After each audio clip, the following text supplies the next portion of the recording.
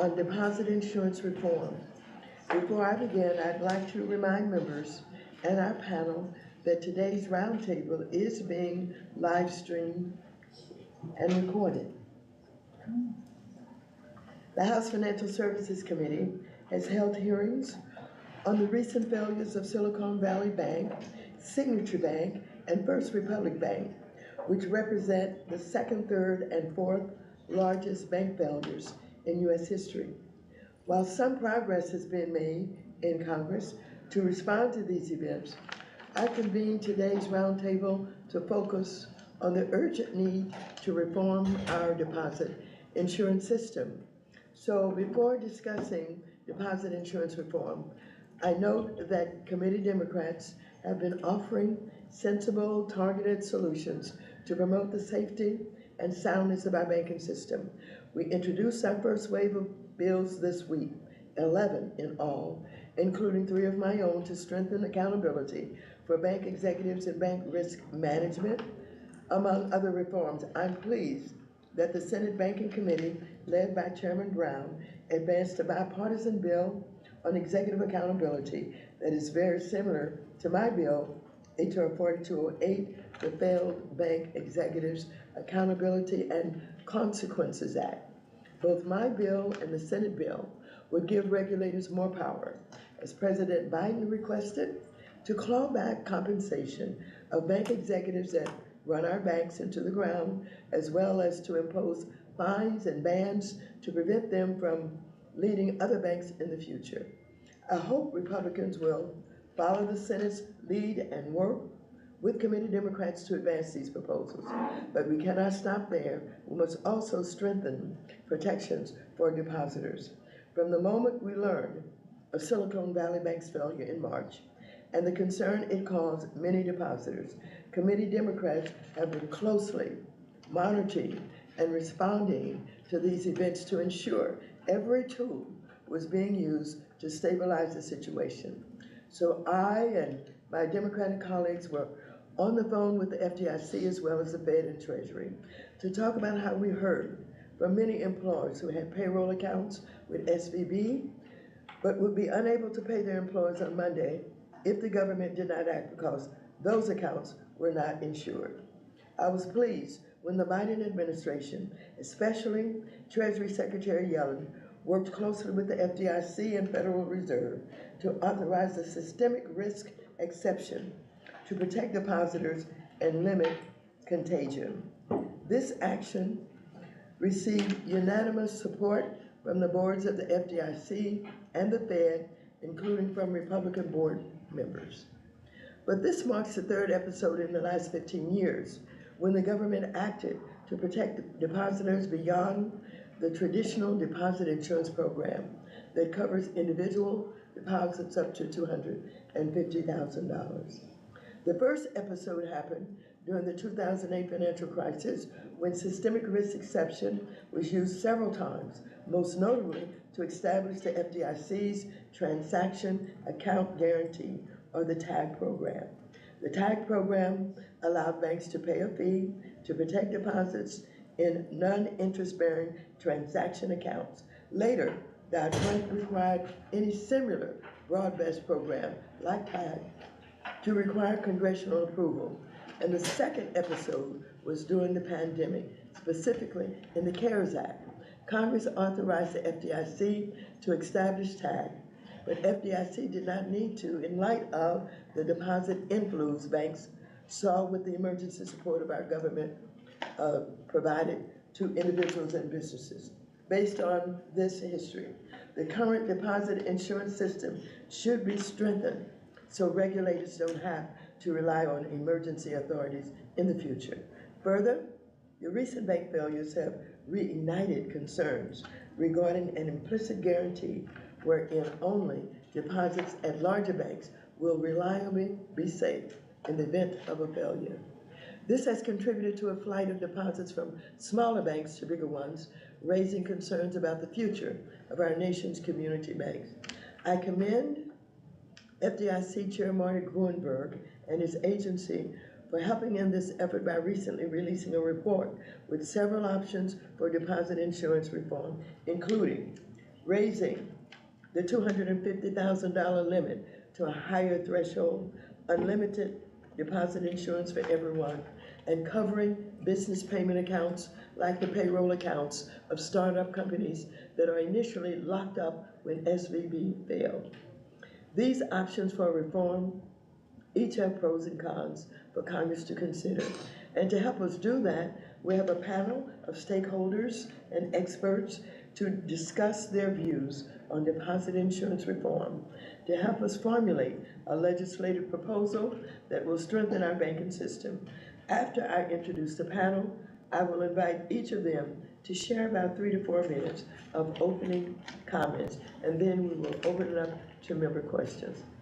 First, we will hear from Jenna Burke, who is Executive Vice President and General Counsel for the Independent Community Bankers of America. Then we will hear from Nicole, Elam, who is the President and Chief Executive Officer for the National Bankers Association.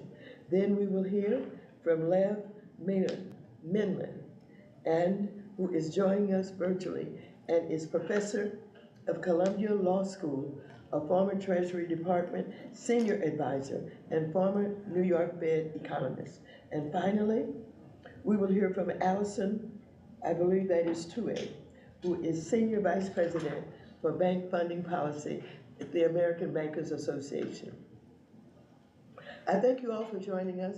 Ms. Burke, I will go to you first for your opening remarks. Thank you, and good morning, Ranking Member Waters and members of the Financial Services Committee. I am Jenna Burke, Executive Vice President and General Counsel for Government Relations and Public Policy at the Independent Community Bankers of America.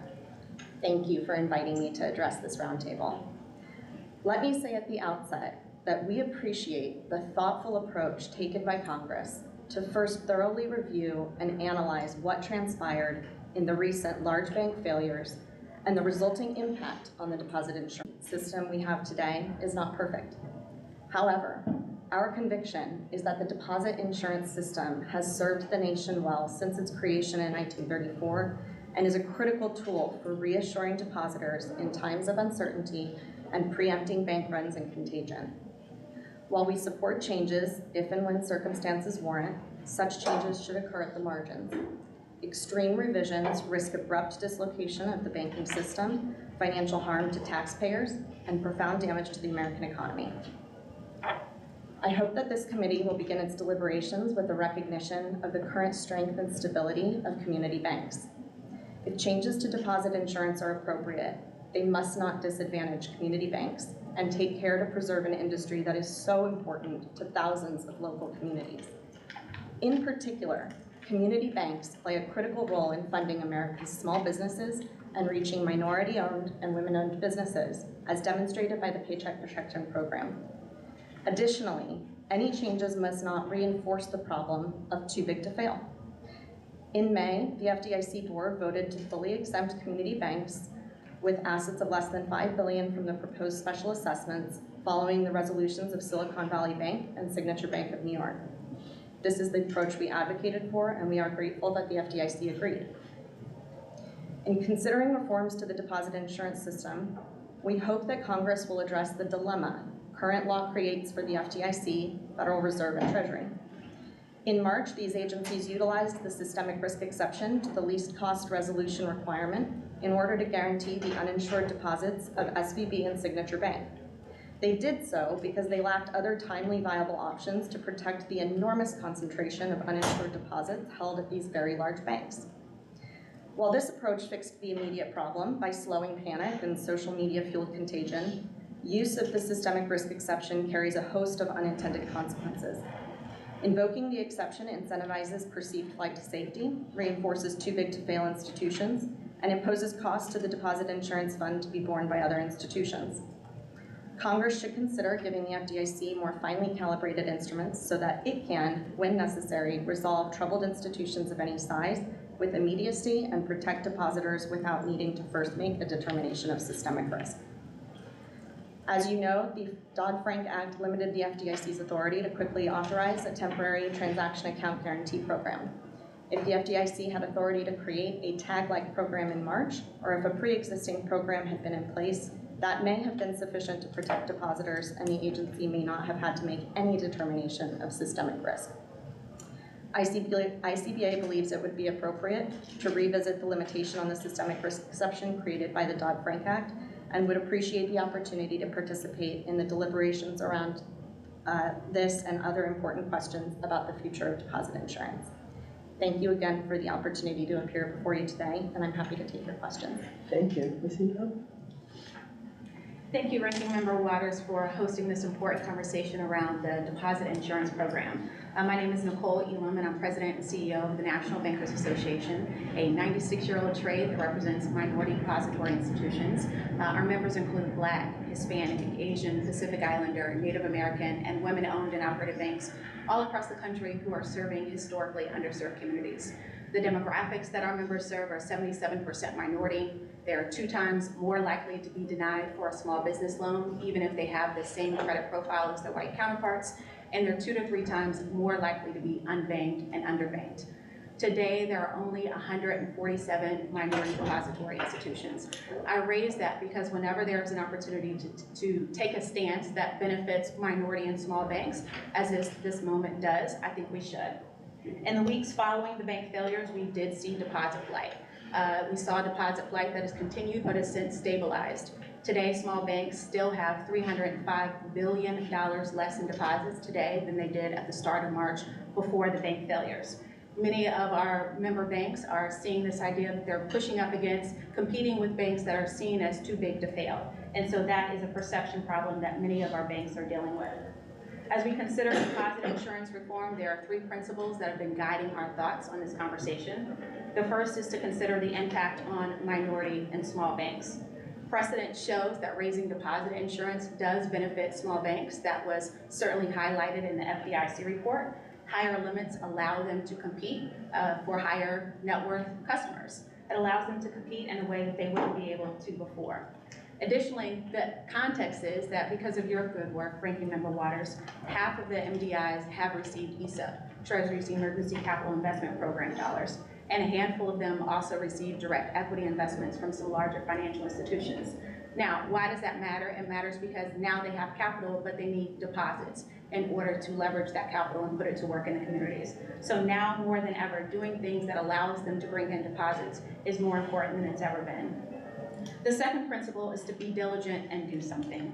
Be diligent to take this opportunity to understand the impact on banks of our size to increasing the limits, and be diligent to do your part to increase and authorize the threshold level. FDIC can take the time to determine the amount, to do data collection, do its due diligence, and make an informed decision on the tools that are available to complement any kind of systemic change, tools that they outlined in their FDIC report.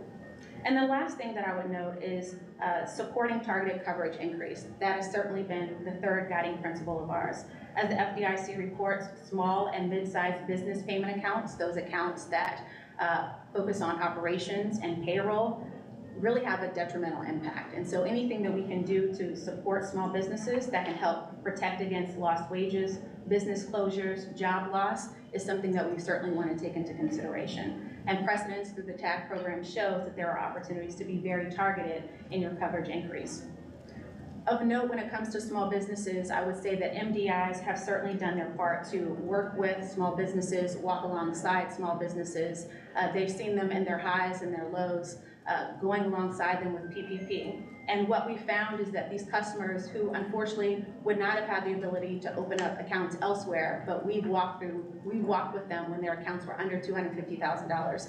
Now they're upwards in the millions. These are the very accounts that we are fighting to keep, because these are the ones that now feel like they have to go to banks that are too big to fail. And so thank you. We appreciate this opportunity to have this conversation, and certainly open to answering any questions. Thank you very much. Next, Professor Menand, you're next. Ranking Member Waters, members of the committee, thank you for the opportunity to speak with you this afternoon and for permitting me to do so via video.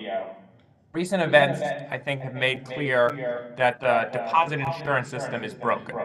We have a de jure cap on insurance at $250,000, but de facto, For any bank with at least $100 billion in assets, uninsured depositors are very unlikely to take losses. Either the Treasury Secretary will invoke the systemic risk exception, as she did for Silicon Valley Bank and Signature Bank, or the FDIC will use an auction process to ensure that the purchase and assumption of a failed bank's balance sheet involves the assumption of all its uninsured deposits, as the FDIC did for First Republic Bank.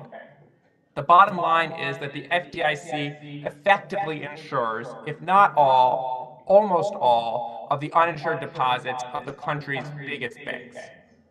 While in many ways this is a good thing, we're still stuck with a lot of the downsides of a system in which 43% of deposits are formally uninsured. One problem is that in any specific case, there is some uncertainty about what will happen.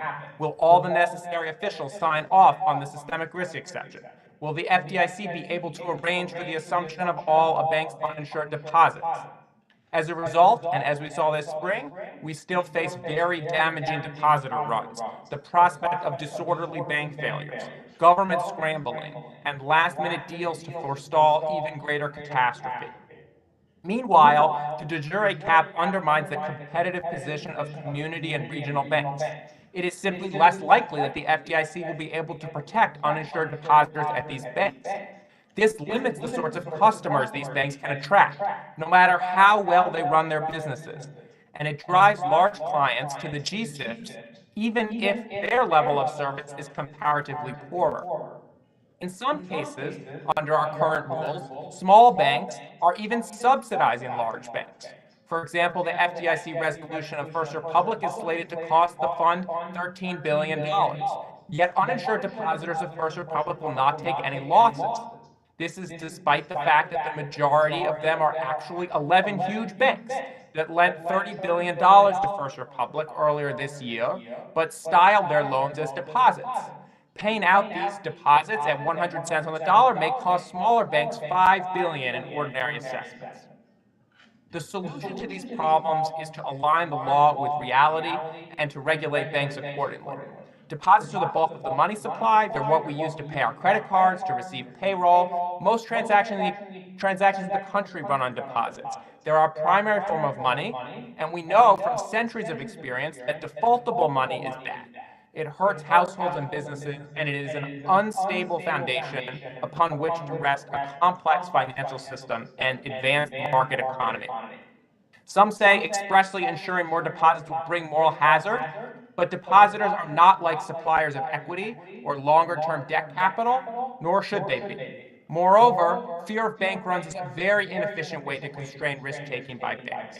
If policymakers are concerned about insufficient market discipline, they can and should bolster longer-term debt requirements.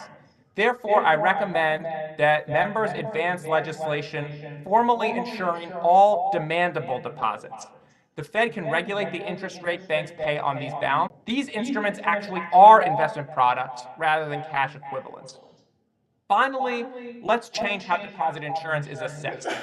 Right now, banks make billions a year by virtue of their government-backed deposit monopoly, and large depositors don't pay their fair share.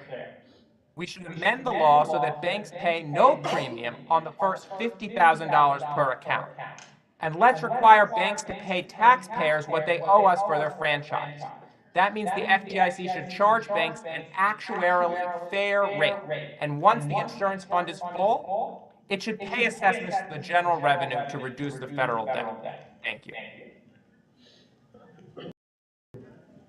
Now we will hear from Ms. Touhey. Your opening remarks, Ms. Touhey. Ranking Member Waters and members of the committee, thank you for the opportunity to participate in today's panel. I'm Alison Touhey, Senior Vice President, Bank Funding Policy for the American Bankers Association.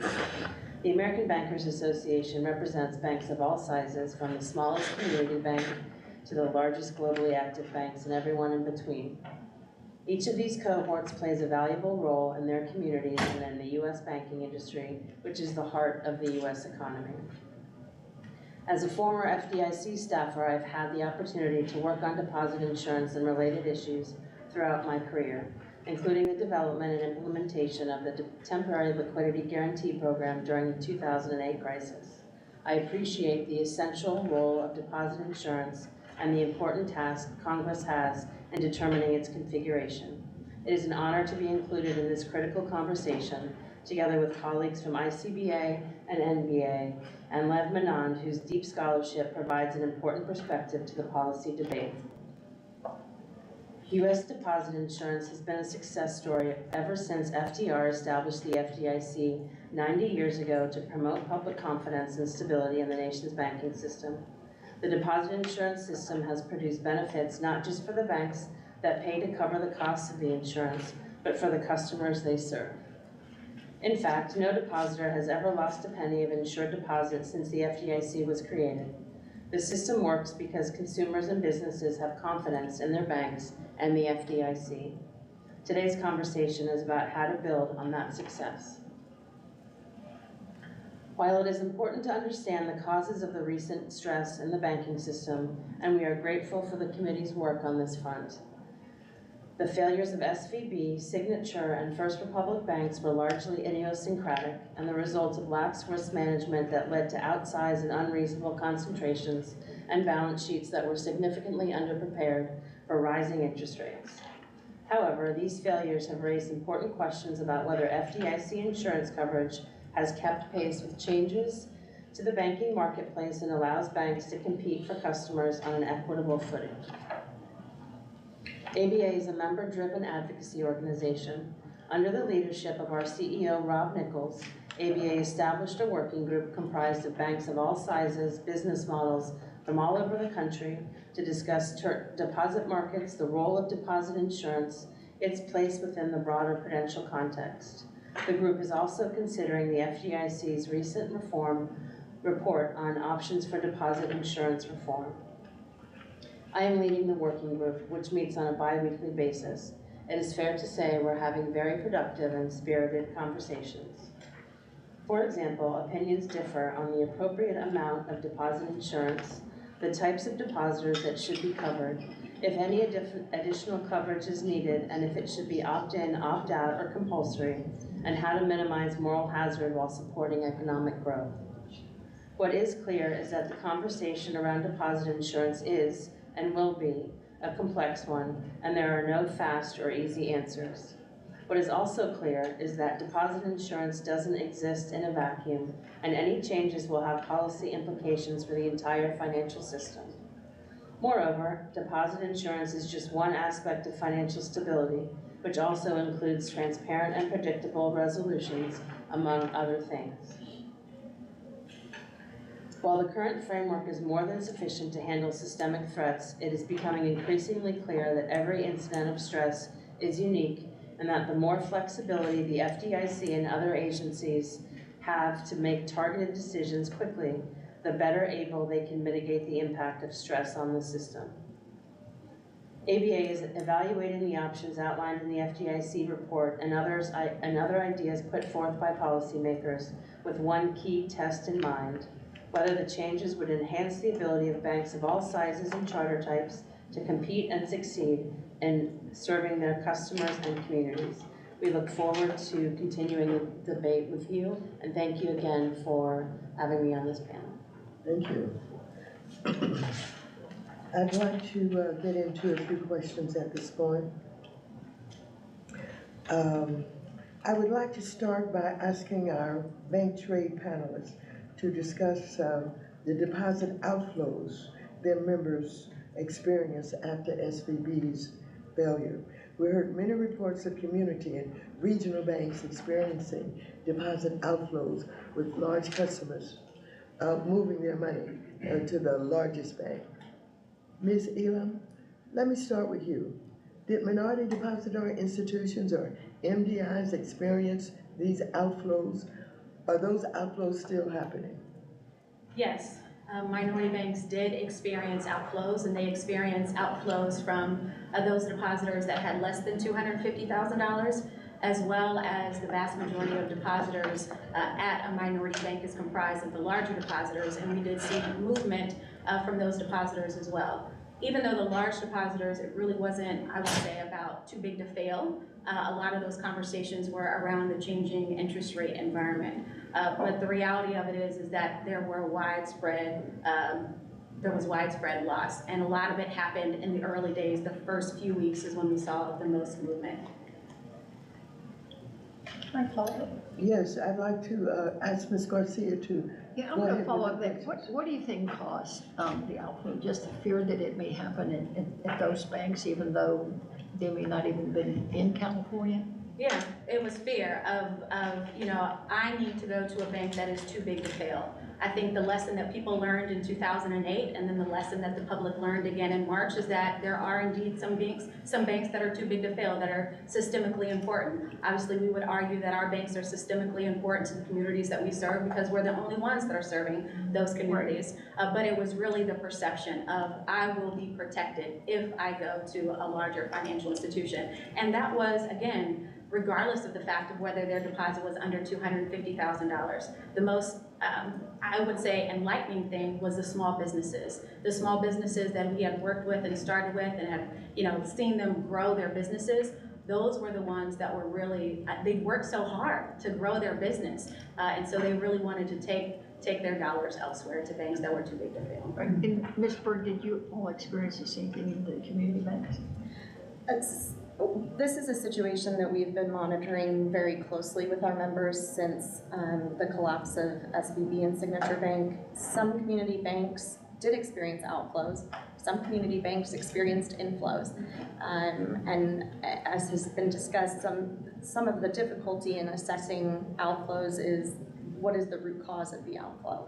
Is it the rate environment, or is it a perceived flight to safety? Additionally, what has been somewhat difficult about looking at deposit inflows and outflows is that there are also some immeasurable factors in play. A bank may never know about a customer that doesn't come in the door because of perceived flight to safety, and that isn't as measurable as an outflow. Well, continuing, I'll turn to Ms. Touhey. ABA represents banks of all sizes. Now, can you discuss what kind of deposit flows your banks experience after these bank failures? Sure, happy to. So one thing to note is that we are also talking to members of all sizes and monitoring sort of the outflows, but there is a lack of good data, right, that people are working from. So it's all anecdotal information mostly that I'm relying on. And from, we heard from our community bank members that some did see outflows, some saw inflows. As Jenna was saying, it was very much a mixed bag. We heard almost across the board for our mid-size and community banks that many of those institutions were able to talk to their customers about the situation and provide data that made the customers feel secure, and there was not a flight to safety. They were able to keep those deposits. Some of our larger institutions reported seeing inflows with that money just staying there temporarily and then flowing back out. As Jenna mentioned, it's really hard to differentiate these flows, and if they're based on rate changes or perceptions about different banks being more stable. There's not a great data set to really dive into to establish really why the flows were happening. Madam Chair? Yes, oh, Yeah, suppose so you should. So does the FDIC must monitor the total amount of deposits and see on a fairly real-time basis, what each bank's position is. But the problem is, do they monitor when someone pulls money out of one bank and puts it into another? Do they monitor at least the fact that that flow has taken place? Or not? I think it depends on the size of the bank and the regulator. I know that there is supervisory liquidity reporting that for larger institutions is a daily basis. That's non-public information. I think it's hard to really differentiate between one bank can measure an outflow, but then where that flow is going is hard. Yeah. And what data there is confidential supervisory information. So I think, for me and our conversations, it's very anecdotal. Okay, but still, it seems like that would be a useful supervisory set of information to have. When you saw a deposit, when you pull money out of one bank and put it in another, there's a specific wire transfer in almost all circumstances. Yeah, so that there is a data set there so you could at least see which banks were bleeding into which banks when this happened. And so that would be an interesting authority that might make understanding what's going on in real time better. Congressman, Yeah.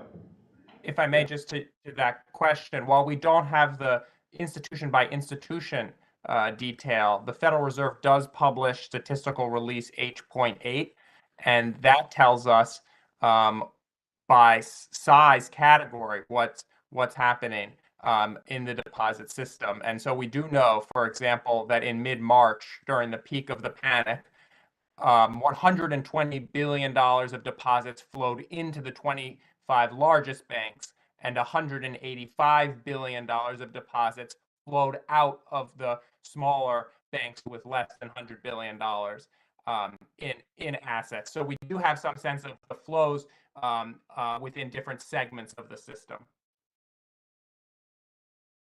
Just leaves banks and goes into non-bank instruments. Do you see that separately? I mean, only the yes, we can also see that in the data, so we can measure the increase in the size of prime and institutional money market fund balances over these periods. What only the supervisors can see is how many deposits go into J.P. Morgan Chase, or how many deposits go into Bank of America. But we do have a sense that there's been a drain into deposit substitutes, as one would expect to see when questions are raised about the defaultability of deposits. Where the money is going on a sort of sector by sector basis. And it's sort of surprising to me, actually, that the regulators don't have a semi-real-time view of that. And then maybe, I don't know, is that because of legislative limits on, privacy concerns that Congress is, is there anything that would prevent that from happening? Well, some of it may be regulatory fragmentation, but this could also be something that the FSOC could look at and try to engage in more real-time monitoring of money flows between the deposit banking system and the money markets, the shadow banking system. Or just whatever this, I think we have to anticipate internet-driven bank runs in the future. And so when that happens, you can't wait until the next quarter when the Federal Reserve publishes something. Someone's got to know exactly what's happening and where to apply the tourniquet. Now, how much of this, you touched on it lightly, how much of this is fear of your bank failing versus, on a flight to too big to fail versus just chasing higher yield? Is there any way to understand that? I think it's hard. I will say for individual depositors, it's been more of a flight to safety. But for larger institutional depositors, it's been more of the interest rate environment. Yeah, so that like a business big enough to have a cash management person in their business will be chasing yield hopefully every day. Mm-hmm. And then again, that's what the cutout of your small and medium-sized businesses. Yeah, well, the other thing that the internet's changing about this is the ability to have an app that will automatically chase the highest yields in real time. And I think, Robinhood is being fairly successful with such a product. And so that is, that's going to make deposits flightier. And you're really not going to be in a position where you'll have a loyal depositor base that will tolerate a significantly lower yield when their app is telling me, hey, you can get more money tomorrow by switching. Congressman, to a point that Jenna made about prospective customers, we don't know how many prospective customers and clients we may lose, but what we do know is data around the next generation of customer. And the next generation of customer, we know that they necessarily don't have brand loyalty. They have 8 or 9 different apps or fintech apps that they utilize. And if they are using a predominant financial institution, it is going to be a larger institution because of the thoughts of too big to fail. So while we don't know data, we can't tell you who's leaving, or we may not have survey data on that, we know about the next generation of customer and what's driving them. Yeah, well, the business model of a lot of these apps is not so much to make money on trading, but to upsell them to other products, many of which are bank-like products or banking products. They naturally will get in business with giant banks just because they always want to be giant. So it's just another cloud on the horizon on the flightiness of deposits that we have to be thinking of. So what would you all recommend? We're here to listen, and I mean, some of you referenced the options. Is there a preference for like something just wouldn't work? Or is there anything in the options that you all especially thought was workable and better for your constituent group, your community banks, your bankers association, your minority banks? So anybody got a plus or minus on any of these?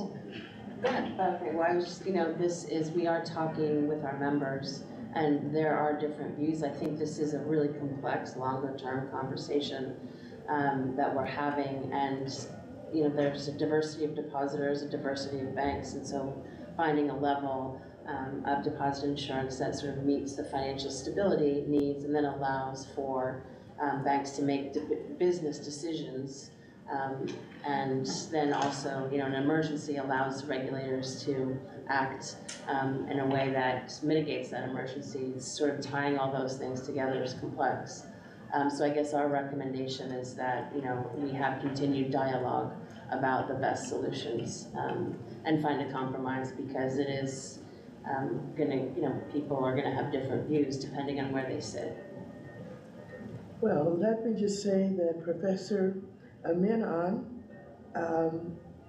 you have advocated for simply expanding insurance to cover all deposits, which the FDIC estimates may require the Deposit Insurance Fund, or DIF, to expand by 70 to 80%.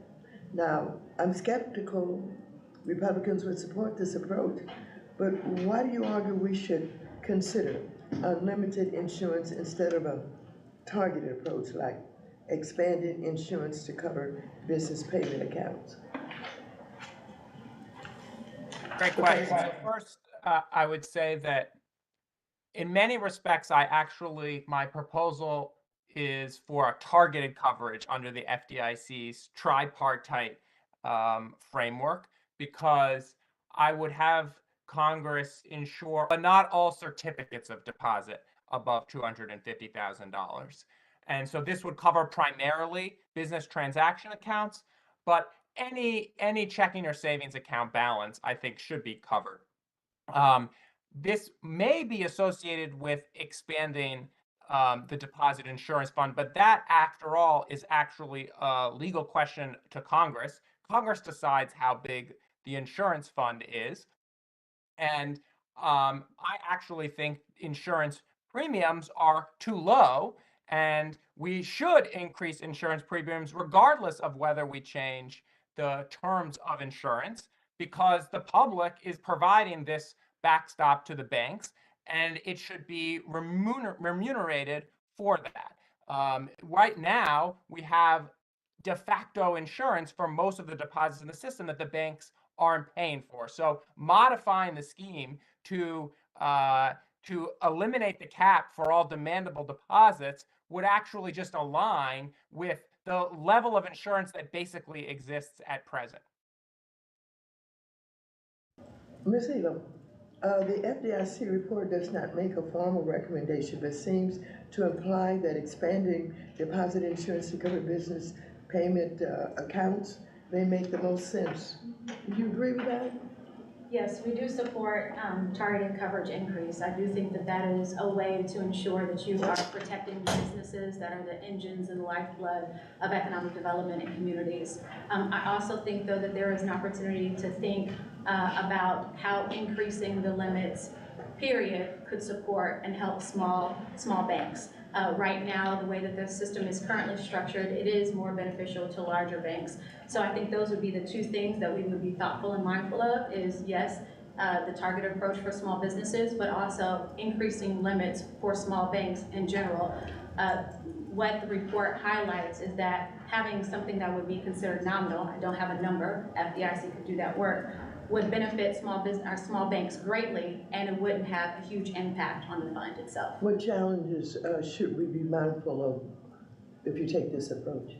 So if you take the approach about targeted coverage, you certainly need to identify and define what business payroll accounts mean so that there's not exploitation. I think that there's a lot of work that could certainly be done on that, and I think SBA could probably be very helpful and insightful about ways that you can do that. But demandable, non-deposit, or non-interest-bearing accounts, as my colleague highlighted, those are some things that you can help greater define what that means. In terms of increasing the limits to benefit small banks, there's been the precedent there of how increasing coverage benefits small banks, and it does not come to huge harm in increasing the assessments for the DIF. What I will say is whatever happens, you don't want to price out small banks, many of whom already feel like they are subsidizing the DIF itself. Ms. Burke, do you basically agree? Ranking Member Waters, we encourage Congress and members of this committee to avoid any extreme approaches to revising the deposit insurance framework, and to, in particular, take into consideration associated costs and assessments that may be required under any increases to current coverage.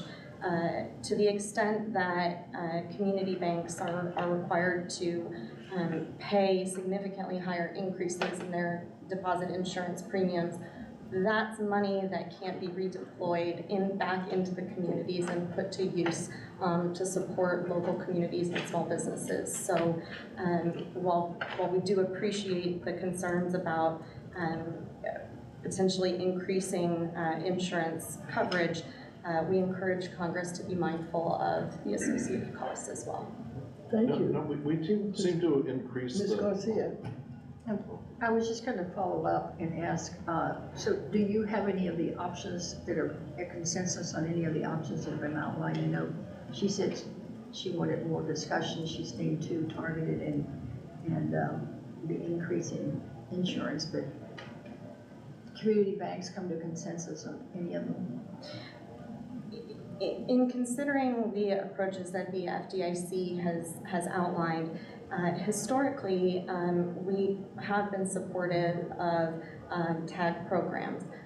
The 2008 TAG program was successful in helping to bolster public confidence in the banking system. And as outlined in the FDIC's recommendations, a targeted coverage approach could provide some additional flexibility that is not currently there.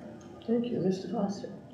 Yeah, let's see, a couple of things. When we think about, and we tend to expand the deposit limit in times of crisis, it sort of lurches. And an obvious thing is to scale it with, the total, with GDP or with the consumer price index or something that would gradually scale it. I think, we said it, if I remember right, we said it in 2008. And so if you just look at it, probably, if you scale it with GDP, it probably would have doubled, if that's what you scale it. If you scale it with the consumer price index, it would less than double, it would be significantly higher.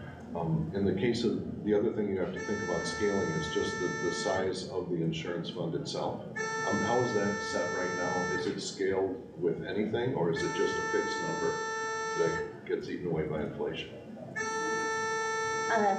Representative Foster, as you touched on, the current limit is tied to inflation. However, the metric for that has not been satisfied. So the current limit has not actually risen despite being in an inflationary environment.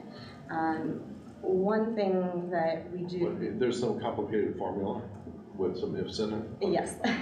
Great, okay. One thing that we do encourage Congress to be mindful of if considering any further adjustments to the current limit is that it cannot be so sensitive that it is changing with frequency or to odd number that is not easily communicable to the consumer or understood by the consumer. So for example, $251,000.06 may raise more questions about whether a customer has reached their deposit insurance So you're limit. doing it in units of $50,000 or $100,000? And Jumps of that size? some approach, correct, that is not creating non-round numbers, but also again touching on the frequency. To the community banks and all banks are required to disclose deposit insurance limits. There's signage costs, disclosure costs. So if that limit is changing too frequently, there are other associated implications for simply educating the public about the limit. Okay, and then as to the size of the fund itself, not the limit, not the insurance limit, but the total size of the DIP, which I guess was mentioned here, how is the size of the total fund scaled as the economy gets larger? It's based on bank balance sheets. It's 1.35 of total liabilities, with each institution paying an assessment based on its risk factors and their risk assessments, which is another very complicated formula, but it does factor in risk and the size of bank balance sheets as they grow. Okay, but are uninsured deposits treated differently than insured deposits? It's total liabilities, so. Total liabilities, okay, Again, it is a granular formula that the FDIC can tinker with and different risk factors. As of right now, uninsured deposits are within the total base, but aren't carved out separately. And are they reflected in the rates that you pay? If you have, the bank that's running a very high fraction of uninsured deposits, I would think should somehow pay a higher insurance rate. Is that reflected in whatever rate formula exists? I would have to go back and check the large bank pricing and small bank, it's risk-based pricing formulas. I don't recall off the top of my head, but I can go back and check. Well, I'd like to thank you again to our panelists for sharing your thoughts and perspectives with our committee members.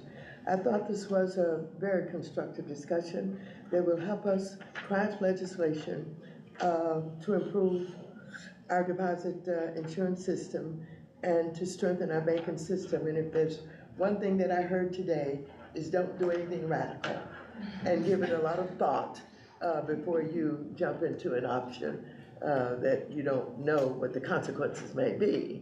So thank you for that bit of advice. Thank you very much for participating today. We appreciate your being here. Thank you. Thank you. Thank you, members, for being here. Appreciate it.